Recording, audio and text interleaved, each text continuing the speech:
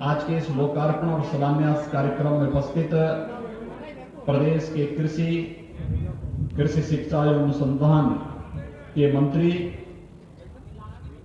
श्री सूर्य प्रताप शाही जी,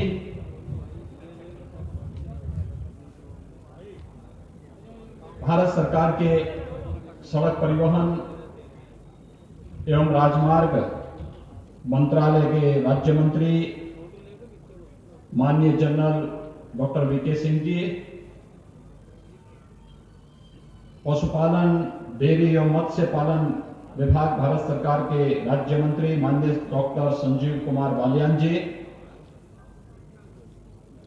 Bharatiya Janata party के प्रदेश के अध्यक्ष और विधान परिषद के माननीय सदस्य माननीय श्री स्वतंत्र देव सिंह जी,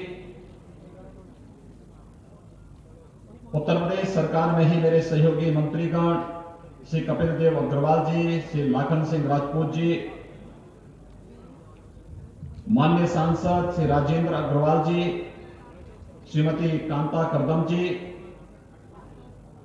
भारतीय जनता पार्टी के प्रदेश के महामंत्री श्री अश्वनी त्यागी जी, क्षेत्रीय अध्यक्ष मोहित बेनीवाल जी, हमारे सभी माननीय विधायकगण श्री संगीत सिंह सोम जी, डॉक्टर सोमेंद्र तोमर जी, श्री जितेंद्र सिंह सतवई जी, श्री सतवीर त्यागी जी, श्री दिनेश खटीक जी, श्री सत्यप्रकाश अग्रवाल जी, अपर मुख्य सचिव कृषि शिक्षा एवं अनुसंधान डॉक्टर देवेश चतुर्वेदी जी, कुलपति सरदार वल्लभ भाई पटेल कृषि एवं प्रौद्योगिकी विश्वविद्यालय डॉक्टर आर के मित्तल जी, आज के इस कार्यक्रम में उपस्थित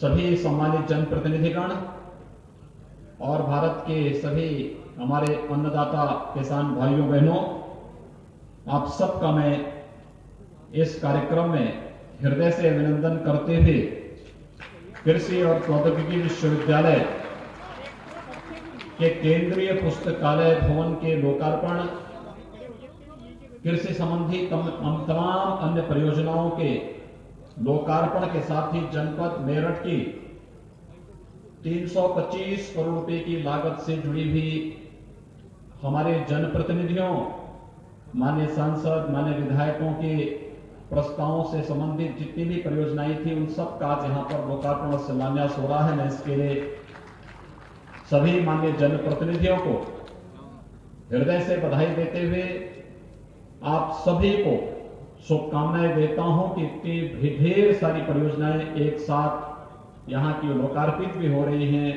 नई परियोजनाओं का शिलान्यास भी हो रहा है। मैं इसके लिए आप सबका हृदय से अभिनंदन करता हूं। भाइयों बहनों, लौह पुरुष सरदार वल्लभ भाई पटेल भारत माता के वे महान सपूत थे जिन्होंने भारत की एकता और अखंडता के लिए अहर्निश प्रयास करके वर्तमान भारतीय गणराज्य की स्थापना के लिए बहुत बड़ी भूमिका का निर्वहन किया। और ये हम सबका सौभाग्य है कि भारत माता के एक ऐसे सपूत जो एक सामान्य किसान परिवार से थे, लेकिन किसान के पुत्र को जब भी अवसर प्राप्त होगा वह देश के हित में कैसे कार्य करता है। सरदार वल्लभ भाई पटेल ने उस समय हैदराबाद के निजाम और जूनागढ़ के नवाब को जो जवाब दिया था, मुझे लगता है कि यह कृषि विश्वविद्यालय सरदार वल्लभ भाई पटेल के राष्ट्र गौरव को, राष्ट्र की एकता और अखंडता को दिए गए संदेश को, किए गए उनके योगदान को सदैव स्मरण करते हुए एक नई प्रेरणा प्रदान कर रहा है। मैं इस अवसर पर सरदार वल्लभ भाई पटेल कृषि और प्रौद्योगिकी विश्वविद्यालय को केंद्रीय पुस्तकालय और कृषि संबंधी तमाम अन्य परियोजनाओं को प्राप्त होने के लिए हृदय से बधाई देता हूं, शुभकामनाएं देता हूं। मेरठ की धरती भारत के स्वाधीनता आंदोलन की प्रेरणा की धरती रही है 1857 का प्रथम स्वतंत्र समर की बिगुल फूंकने वाला मेरठ, देश के अंदर क्रांति का बिगुल बजाने वाला मेरठ, आज जब उसे स्वतंत्र भारत में अवसर प्राप्त हुआ तो हमारे पश्चिमी उत्तर प्रदेश के किसानों ने अपने परिश्रम से, अपने पुरुषार्थ से भारत की खाद्यान्न की आपूर्ति को सुनिश्चित करते हुए भारत को खाद्यान्न के क्षेत्र में आत्मनिर्भर करने का भी बहुत बड़ी भूमिका का निर्वहन किया। और भाइयों बहनों, मैं इसके लिए अपने अन्नदाता किसानों का हृदय से अभिनंदन करता हूं, जिन्होंने भारत को खाद्यान्न आत्मनिर्भरता में पश्चिमी उत्तर प्रदेश के हमारे किसानों का बहुत अभिनंदनीय योगदान है इसमें। और इसी स्मृति में हमारी सरकार ने यहां की गंग नहर के किनारे कावड़ का एक अतिरिक्त लेन बनाने का निर्णय किया। इसमें अभी हम लोगों ने 600 करोड़ रुपए से अधिक की सहमति दी है और इसे भी महान किसान नेता और देश के पूर्व प्रधानमंत्री चौधरी चरण सिंह जी की स्मृति को समर्पित किया है। हम जानते हैं यहां का किसान मेहनत भी करता है। भारत की एकता और अखंडता के लिए जब भी आह्वान होता है तो समर्पित भाव के साथ आगे आकर के योगदान देता है। और खेती किसानी के बाद जो समय बचता है वो अपनी आस्था को व्यक्त करने के लिए, आराध्य तीर्थों के लिए, और सावन के महीने में तो कावड़ यात्रा में यहां के किसानों को झूमते हुए देख करके मुझे भी स्वयं आनंद की अनुभूति होती है। इसीलिए मैं भी उस समय अपने आप को रोक नहीं पाता। जब मेरे समय में लोगों ने कहा कि कावड़ यात्रा के लिए क्या करेंगे, क्योंकि पिछली सरकारों ने तो रोक लगा दिया था, हमने कहा रोकेंगे नहीं, उनके लिए सुविधा उपलब्ध कराएंगे। आवश्यकता पड़ेगी तो हेलीकॉप्टर से पुष्प वर्षा भी करेंगे।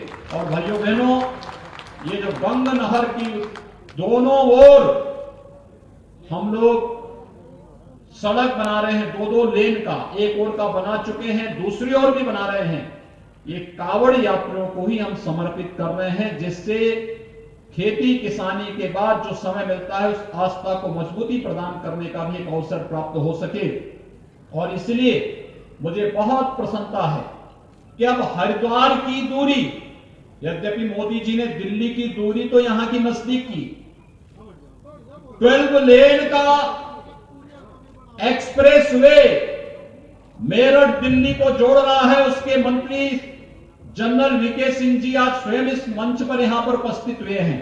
बहुत बड़ा कार्य हो रहा है। आपने देखा होगा, मैंने सुबह प्रयास किया यहां आने का, लेकिन हेलीकॉप्टर ऊपर से इतना ज्यादा धुंध था कि हेलीकॉप्टर उतर नहीं पाया, मुझे वापस जाना पड़ा। मैं और फिर बाई रोड में आया हूं।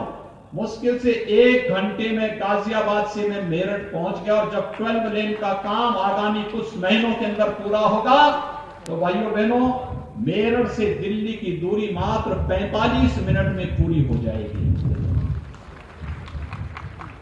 यहां के हमारे सांसद का लगातार बोलते थे, राजेंद्र अग्रवाल जी, संजीव बालियान जी, हमारे जितने विधायकगण हैं जो यहां मंच पर बैठे हैं। आप देख रहे हैं के न्यूज, खबरों का सारथी। भूपेश बघेल सरकार के विकास हितैषी फैसलों से छत्तीसगढ़ नए मकाम गढ़ता जा रहा है। कोरोना संकट के बावजूद जीएसटी कलेक्शन में बढ़ोतरी, लॉकडाउन में सर्वाधिक स्टील उत्पादन का रिकॉर्ड, एमएसएमई प्रमोशन एवं डेवलपमेंट में छत्तीसगढ़ देश में नंबर 2। छत्तीसगढ़ में 464 से ज्यादा स्टार्टअप्स को मिली मान्यता। छत्तीसगढ़ को best emerging startup ecosystem state घोषित किया गया। छत्तीसगढ़ की नई औद्योगिक नीति बनाते वक्त ही हमारा लक्ष्य स्पष्ट था कि हमें कोर सेक्टर उद्योगों के साथ साथ कृषि आधारित उद्योगों और वैश्विक तकनीकी आधारित उद्योगों की भी स्थापना और विकास करना है। स्पंज आयरन एवं स्टील सेक्टर के उद्योगों के लिए विशेष पैकेज घोषित, कोर सेक्टर उद्योगों को पूरे राज्य में विद्युत शुल्क छूट। छत्तीसगढ़ राज्य खाद्य प्रसंस्करण मिशन की अवधि 31 अक्टूबर 2024 तक बढ़ाई गई। भूजल के औद्योगिक उपयोग के लिए निर्धारित जल दरों में कमी। MSME को स्थायी पूंजी निवेश अनुदान की सुविधा। उद्योगों के लिए 15 दिन में भूमि का डायवर्जन। किसानों को स्थानीय स्तर पर ही समुचित मूल्य दिलवाने के लिए धान और गन्ने पर आधारित जैव ईंधन बायो इथेनॉल के उत्पादन को उच्च प्राथमिकता श्रेणी में शामिल किया गया। 2 साल के भीतर भूपेश बघेल सरकार के नेतृत्व में छत्तीसगढ़ ने जिस तरह संभावनाओं के द्वार खोले हैं, वो पूरे देश को राह दिखा रहा। GGS Education Group launches 20% discount on academic fee of courses MBA, BBA, BCA, BFSI and GM, D Pharma, B Pharma. Offers best infrastructure, best transport facility, best academic service and best placement service. Register today to avail 20% discount. Call 9971 496 497 or visit the campus Kanpur Lucknow highway near Unnao. GGS Education Group। खुदी को आजमाया है तो ये अंदाज आया है, खुदी को आजमाया है तो ये अंदाज आया है। तुम में भी मैं हूं, शुद्ध प्लस पान मसाला। फिट रहना है तो फिटनेस हेल्थ ऑयल ले आओ। You are corrupt. हाँ, करेक्ट होता है बाबूजी। सही बोले हैं, तो ले आइए फिटनेस हेल्थ ऑयल। स्वाद और खुशबू में झूम के भाई लेके आए गोल्डी मसाले। गोल्डी मसाले, खुशबू और स्वाद ऐसा तो रिश्तों में गुस्सा कैसा। मस्त है, बड़े मस्त है, टेस्ट में भी लज्जत है। बावर्ची की सोया बड़ी, बावर्ची न्यूट्री सोया बड़ी और टेस्ट में बड़े मस्त है। आप देख रहे हैं के न्यूज, खबरों का साथ। 3 वर्षों के दौरान गन्ना किसानों को 1,12,000 करोड़ रुपए का गन्ना मूल्य का भुगतान प्रदेश सरकार ने करवाया। चौधरी चरण सिंह जी की तरफ भूमि की चीनी मिल, रमाला चीनी मिल, 40 वर्षों से मांग हो रही थी कि यहां पे चीनी मिल का विस्तारीकरण होना चाहिए, चीनी मिल में नए सिरे से इसमें नई तकनीक के साथ इसे चलाया जाना चाहिए। कोई सुनने वाला नहीं था। हमारी सरकार आई, एक मुफ्त पैसा दिया और विगत वर्ष ही हम लोगों ने रमाला चीनी मिल के विस्तारीकरण के साथ साथ नए सिरे से नया प्लांट वहां पर देकर के यहां के किसानों को पूरी तरह स्वस्थ किया कि गन्ना किसानों के हितों को हर प्रकार का संरक्षण देंगे। अब तो प्रधानमंत्री मोदी जी का मैं अभिनंदन करता हूं कि गन्ना किसान आने वाले समय में आश्वस्त हो सकता है कि उसके गन्ना मूल्य का पाई पाई का भुगतान होगा, कोई रोक नहीं पाएगा। क्योंकि अब तो चीनी के साथ साथ फाइन चीनी, सल्फरलेस चीनी भी बनाने की कार्रवाई प्रदेश में हमने प्रारंभ कर दी है और साथ साथ चीनी की जितनी आवश्यकता देश और दुनिया को होगी उतनी चीनी उत्पादन करेंगे और शेष गन्ने से इथेनॉल बना करके यहां के ट्रैक्टर, यहां के ट्रक, यहां के वाहन, ये सभी को इथेनॉल से चलाने की व्यवस्था करेंगे तो हमें खाड़ी के देशों को पेट्रोल और डीजल के नाम पे पैसा नहीं देना पड़ेगा। यानी ये डीजल और पेट्रोल के नाम पे जो पैसा खाड़ी के देशों को जाता, विदेशों को जाता है, ये पैसा भी हमारे अन्नदाता किसानों के खाते में जाएगा और इस दिशा कार्य आज प्रारंभ हो रहा है। प्रदेश के अंदर इथेनॉल के नए प्लांट लगने प्रारंभ किए। खांडसारी उद्योग में आपने देखा होगा किस प्रकार की स्थिति थी। पिछली सरकारों ने लाइसेंस देना बंद कर दिया, लेकिन सरकार आई, हम लोगों ने गन्ना मंत्री से कहा कि भाई क्या कर सकते हैं। उन्होंने कहा लाइसेंस फ्री कर देते हैं, ऑनलाइन कर देते हैं और आज मुझे बताते हुए प्रसन्नता है 300 से अधिक खांडसारी उद्योग को लाइसेंस देकर के यहां पर व्यापक पैमाने पर फिर से पश्चिमी उत्तर प्रदेश में खांडसारी उद्योग पुनर्जीवित हो गया है, रोजगार के साथ जुड़ रहा है। कल हम लोग गाजियाबाद में कैलाश मानसरोवर भवन का हम लोगों ने कल वहां उद्घाटन किया है। भाइयों बहनों, ये सब कार्य इसलिए हो रहे हैं कि हम सब विकास के साथ कदम से कदम मिलाकर के चल सके। जो यहां के आपकी सोच है, उस सोच के साथ हमारे सांसद, हमारे विधायकगण आपके साथ मिलकर के कार्य करेंगे और उस सोच को आगे बढ़ाने के लिए सरकारें आपके साथ जब खड़ी होंगी और द्रुत गति से आगे बढ़ता हुआ दिखाई देगा। और कुछ लोगों को एक गास अच्छा नहीं लगता, वही लोग षड्यंत्र करना चाहते हैं। किसान को सब्सिडी का लाभ कैसे मिल जा रहा है, उनको परेशानी है। किसान के खाते में पैसा कैसे जा रहा है, उन्हें परेशानी इस बात को लेकर के है। भारत के अंदर इतने बड़े देश को मोदी जी कैसे सुरक्षित रख दे रहे हैं, विकास भी हो रहा है, किसानों को लाभ भी मिल रहा है, नौजवानों को भी लाभ मिल रहा है, महिलाओं को भी हर सुविधा से जोड़ा जा रहा है। और दूसरा, सीमाओं की सुरक्षा भी मजबूती के साथ होकर के अगर कभी पाकिस्तान आंख उठा करके देखने का प्रयास करता है तो भारत का बहादुर जवान पाकिस्तान के अंदर घुस करके उसके सभी आतंकी कैंपों को नष्ट करने का काम भी करता है। यही तो मोदी जी का कमाल है। भारत के दुश्मन तो घबरा ही रहे हैं, लेकिन भारत की प्रगति से ईर्ष्या करने वाले, विदेशी जूठन से पलने वाले लोग भी अब षड्यंत्र करने में कोई कोताही नहीं बरत रहे। और भाइयों बहनों, उन्हीं लोगों को यही परेशानी है। याद करिए, कभी स्वर्गीय राजीव गांधी जी ने कहा था, राजीव गांधी जी देश के प्रधानमंत्री रहे, प्रधानमंत्री जब थे तब उन्होंने इस बात पे चिंता व्यक्त की थी कि दिल्ली से 100 रुपया आता है, लेकिन एक किसान और एक मजदूर तक पहुंचते पहुंचते वह केवल 10 रुपये रह जाता है। ये 90 रुपया कौन चढ़ कर जाता है? ये वही चढ़ कर जाते हैं जो आज किसानों की प्रगति और देश की प्रगति पर हो हल्ला करके देश के अंदर गुमराह करके अव्यवस्था और अराजकता का माहौल पैदा करने का प्रयास कर रहे हैं।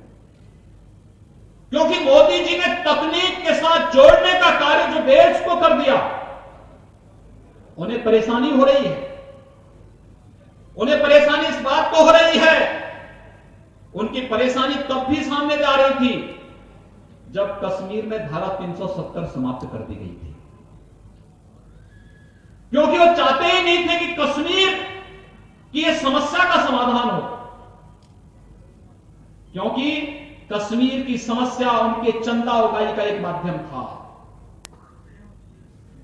वे चाहते ही नहीं थे कि राम जन्मभूमि की समस्या का समाधान हो, और इसलिए कुछ न कुछ ऐसा व्यवधान पैदा खड़ा करते थे कि कश्मीर में अलगाववाद पनपता रहे, अयोध्या में राम जन्मभूमि के विवाद का समाधान न हो करके एक तरफ हिंदू वास्ता पर कुठाराघात करते रहे और दूसरी तरफ एक वर्ग विशेष को उकसा करके उन्हें गलत दिशा में मोड़ देने का कार्य करते थे और इनके चंदा उगाही का माध्यम बनता था। लेकिन मोदी जी के आने के बाद उन्होंने गांवों के विकास के लिए, गरीबों के लिए, नौजवानों के लिए, महिलाओं के लिए, समाज के विभिन्न तबकों के लिए बिना भेदभाव की योजनाएं दी, विकास की योजनाओं को मूर्त रूप देते हुए आगे बढ़ाने का कार्य किया। और आगे बढ़ाने के साथ ही जब देश की ज्वलंत समस्याओं के लिए भी उन्होंने समाधान का रास्ता निकालना प्रारंभ किया, तो पहले से आशंका थी कि इन समस्याओं के समाधान से जिनके विदेशी चंदों के अब सारे माध्यम बंद होंगे, वे कहीं ना कहीं षड्यंत्र करेंगे।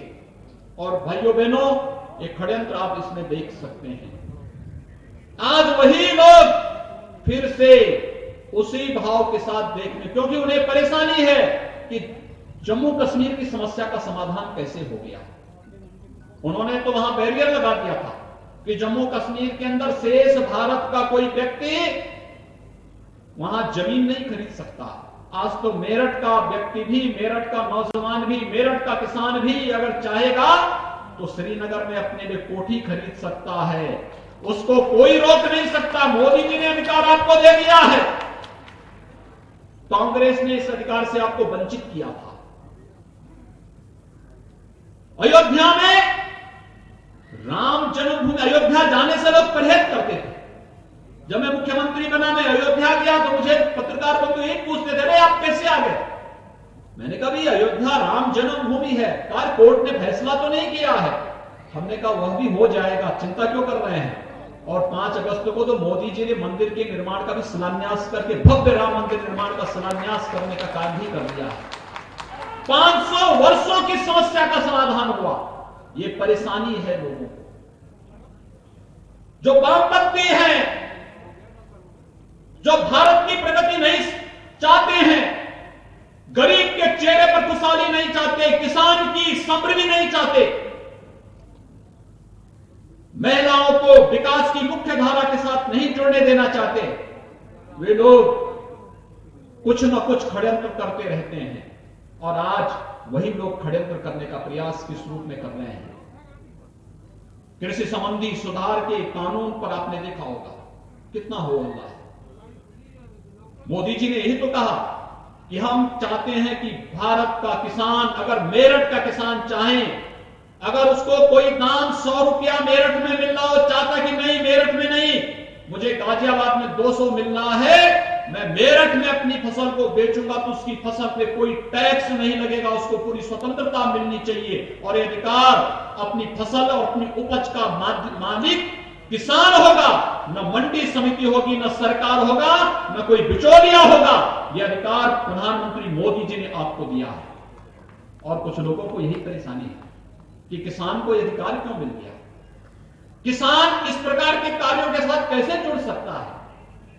किसान अन्नदाता है तो वह अपनी फसल और अपनी उपज का मालिक भी है। वह तय करेगा उसे अपनी फसल को कहां बेचना है, उस पर कोई टैक्स न मंडी के अंदर न मंडी के बाहर कहीं नहीं लगना चाहिए। और यही प्रधानमंत्री जी ने कहा। प्रधानमंत्री मोदी जी ने इस बात को स्पष्ट किया है कि एफपीओज का गठन करेंगे, लेकिन खेत का मालिक किसान ही होगा और मुनाफा में बराबर का हकदार भी किसान ही होगा। किसान तो मुनाफे से कोई वंचित नहीं कर सकता है। उसकी आमदनी को कई गुना जब हम बढ़ाएंगे, उसके चेहरे पर खुशहाली आएगी, जब उसकी समृद्धि आएगी। और ये चेहरे पर खुशहाली, ये उसकी समृद्धि भारत की समृद्धि का आधार बनेगा। याद करिए 2014 में ही प्रधानमंत्री मोदी जी ने कहा था 2022 तक किसानों की आमदनी दुगनी होनी चाहिए। प्रधानमंत्री फसल बीमा की योजना, प्रधानमंत्री कृषि सिंचाई की योजना, सिंचाई की योजना को तकनीक के साथ जोड़ करके वन क्रॉप मोर क्रॉप के साथ उसे सब्सिडी के साथ जोड़ने की कार्रवाई हो, या फिर समय पे बीज और खाद की उपलब्धता या कृषि विज्ञान केंद्रों के माध्यम से नई तकनीक उसे उपलब्ध कराने का कार्यक्रम हो, ये सभी तो तेजी के साथ आगे बढ़ रहे हैं। विपक्ष को तो तब भी परेशानी थी जब प्रधानमंत्री मोदी जी ने किसानों के लिए प्रधानमंत्री किसान सम्मान निधि का लाभ दिया। उनको परेशानी इस बात को लेकर के किसान को लाभ कैसे मिल जा रहा है, तब भी हो हल्ला करते थे। तमाम प्रकार की तब भी ये बातें करते थे कि किसान को लाभ नहीं मिलना चाहिए। फरवरी 19 में प्रधानमंत्री किसान सम्मान निधि मोदी जी ने लागू की और उत्तर प्रदेश से ही लागू किया। और उस समय जब इसे लागू किया गया तब भी कांग्रेस के लोग कहते थे कि चुनावी सगुफा है, लेकिन ये पैसा पिछले 1.25 वर्षों से लगातार किसान के खाते में जा रहा है। लोग कहते थे कोरोना कालखंड में ये सब रुक जाएगा। मोदी जी ने कहा कि मंत्रियों का वेतन रुकेगा, विधायक सांसद का वेतन रुकेगा, लेकिन किसान की किसान सम्मान निधि नहीं रुकेगी। ये है काम। ये जो मंच पर बैठे हुए हमारे जनप्रतिनिधि हैं, प्रधानमंत्री मोदी जी उनकी प्रेरणा के केंद्र बिंदु हैं। उनके लिए भारत की 135 करोड़ की आबादी ही अपना परिवार है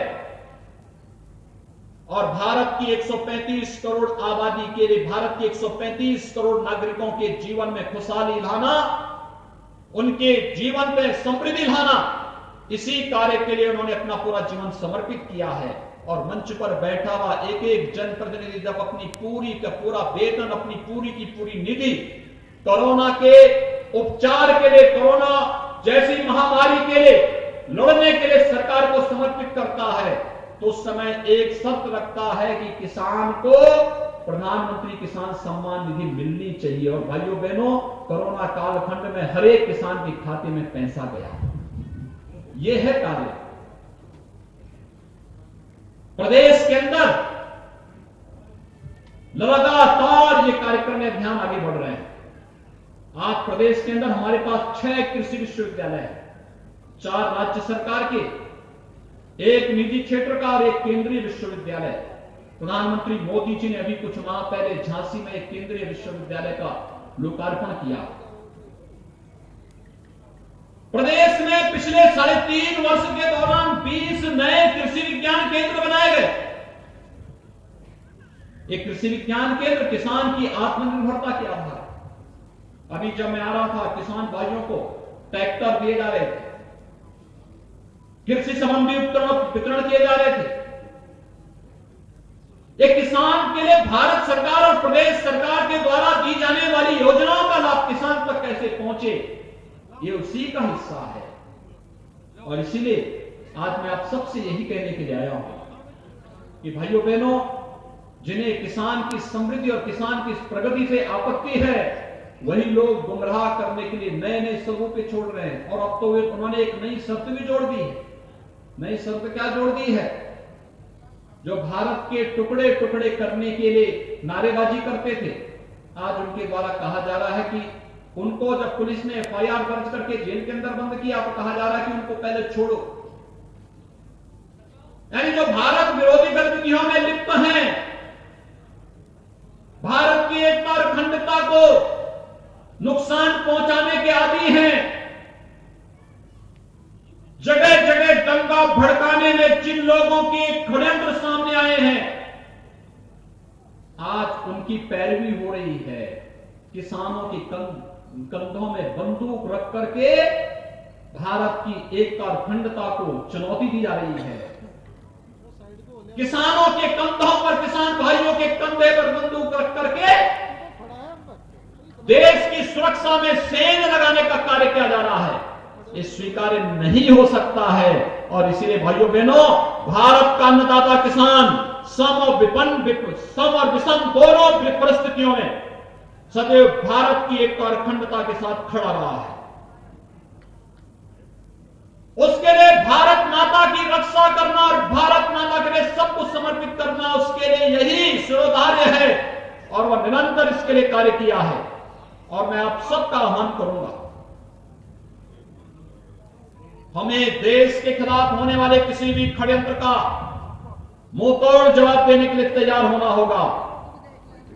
लेकिन साथ साथ लोकतंत्र में हम लोग रहते हैं। हमारी कोई बात होगी, हम प्रशासन के साथ, शासन के साथ संवाद बना करके उसका समाधान का रास्ता भी निकालेंगे। समाधान संवाद से होगा, संघर्ष से नहीं। और समाधान के इस रास्ते के लिए ही किसान भाइयों को आगे आना पड़ेगा। और भाइयों बहनों, मुझे आज बहुत प्रसन्नता है, एक अच्छी दिशा में कृषि और कृषि शिक्षा को आगे बढ़ाने का प्रयास हो रहा है। सरदार वल्लभ भाई पटेल कृषि और प्रौद्योगिकी विश्वविद्यालय मेरठ ने केंद्रीय पुस्तकालय भवन के साथ साथ कृषि संबंधी तमाम अन्य परियोजनाओं को यहां पर लोकार्पित किया। मुझे बताया गया कि यहां पे कृषि विज्ञान केंद्र नए जोड़े गए हैं। कृषि विज्ञान केंद्र और कृषि विश्वविद्यालयों का बेहतर समन्वय हो। कृषि विज्ञान केंद्र किसानों के साथ जुड़े और हर कृषि विज्ञान केंद्र एक एक किसान उत्पादक संगठन स्थापित करके किसानों की आमदनी को कई गुना बढ़ाने में अपना योगदान दे पाएंगे। इसके लिए अभी से कार्य करना पड़ेगा। प्रधानमंत्री मोदी जी ने 1 लाख करोड़ रुपए का एक कृषि इंफ्रास्ट्रक्चर फंड का भी गठन किया है। आने वाले समय में 10,000 कृषि उत्पादन संगठन, किसान उत्पादक संगठन गठित होने हैं। और मैं आह्वान करूंगा आप सबका, ये जो एफपीओज गठित होने हैं, ये एफपीओज बहुत बड़ा कार्य कर सकते हैं किसानों की आमदनी को कई गुना बढ़ाने में। और मैं आपका आह्वान करूंगा, हम सब मिलकर के इस कार्यक्रम को आगे बढ़ाएंगे। मैं आज के इस अवसर पर आप सबको इस बात के लिए आश्वस्त करता हूं कि पश्चिमी उत्तर प्रदेश के विकास में किसी भी प्रकार की कोई कोताही नहीं आने दी जाएगी, कोई कोताही नहीं। इसके लिए तो आपके सांसद विधायक बराबर आकर के मुझसे लड़ते रहते हैं, लखनऊ में आकर के लगातार आते हैं, लेकिन साथ साथ यहां की बहन बेटियों की सुरक्षा के साथ भी किसी को खिलवाड़ नहीं करने देंगे। और हमने पुलिस प्रशासन को साफ कहा है, हमारा यहां का किसान भाई जब मिलता है तो वह संबोधन में राम राम ही बोलता है। तो राम शब्द का प्रयोग 2 बार जरूर होना चाहिए। जब हम किसान भाइयों से मिलें तो हमारा संबोधन राम राम होना चाहिए। और जब सुरक्षा के साथ सेंध लगाने वाले कोई भी ऐसा दुराचारी अपराधी बहन बेटियों की सुरक्षा के साथ सेंध लगे तो उसकी राम नाम सत्य है कि यात्रा भी निकलनी चाहिए। ये कार्य हम सुनिश्चित करें। कहीं भी किसी को, किसी भी किसान के साथ, किसी नौजवान के साथ, किसी बहन बेटी की सुरक्षा के साथ, किसी व्यापारी की सुरक्षा के साथ और किसी भी निरपराध नागरिक की सुरक्षा के साथ सेंध लगाने की छूट कतई नहीं दी जानी चाहिए। और यह अभियान पूरी मजबूती के साथ हर एक नागरिक को सुरक्षा प्रदान करते हुए आगे बढ़ाएंगे। भाइयों बहनों, मैं आज के इस अवसर पर यहां पर कृषि संबंधी केंद्र और प्रदेश सरकार के अनेक योजनाओं का लाभ किसान बंधुओं को मिल रहा है। एक बहुत अच्छी प्रदर्शनी यहां पर लगी है, आपने देखा होगा। इस प्रदर्शनी को आप जरूर देखेंगे। केंद्र और प्रदेश सरकार से की कृषि संबंधी विभिन्न प्रकार की योजनाओं का लाभ किसानों को कैसे दिया जा सकता है, इसके साथ आप जुड़ेंगे। एफपीओज के गठन की प्रक्रिया को हर विकास खंड के अंदर अगर बना सके, एक एक 2-2 बनाने की प्रक्रिया युद्ध स्तर पर आप आगे बढ़ाइए। और बाकी की जिम्मेदारी हमारी है। विकास भी होगा, सुरक्षा भी देंगे और किसानों के चेहरे पर खुशहाली लाने के लिए जो कुछ भी करना पड़ेगा, आपको कहीं हाथ फैलाने की नौबत नहीं आनी चाहिए, क्योंकि इसके लिए तो हम लोग आए हैं। और यही हमारे लिए अभिष्ट होगा जब अन्नदाता किसानों के चेहरे पर खुशहाली होगी, जिसके लिए प्रधानमंत्री मोदी जी ने निरंतर प्रयास किया है। तो भाइयों बहनों, ये देश के चेहरे की खुशहाली होगी, देश की समृद्धि का आधार बनेगा। उसी समृद्धि का आधार बनाने के लिए आज मैं एक बार फिर से जो विभिन्न प्रकार की परियोजनाएं यहां पर लोकार्पित की जा रही हैं, जिसमें विकास की योजनाएं भी हैं, पुलिस विभाग से जुड़ी हुई हैं, सड़क की भी हैं, कृषि संबंधी भी हैं और ढेर सारी अन्य परियोजनाएं जो भी हमारे जनप्रतिनिधियों ने दी है, उन सभी परियोजनाओं का लोकार्पण करते हुए भी और मेरठ की जनता को उन सभी योजनाओं को समर्पित करते हुए मुझे बहुत आनंद की अनुभूति हो रही है। मैं अपने सभी माननीय सांसद विधायकों को और यहां की जनता जनार्दन को इसके लिए हृदय से बधाई देते हुए आप सबको अपनी शुभकामनाएं देता हूं। धन्यवाद। जय हिंद। धन्यवाद सर। मैं निवेदन करती हूँ पंडाल में मौजूद सभी लोगों से एक बार जोरदार तालियां माननीय मुख्यमंत्री जी के लिए, जितना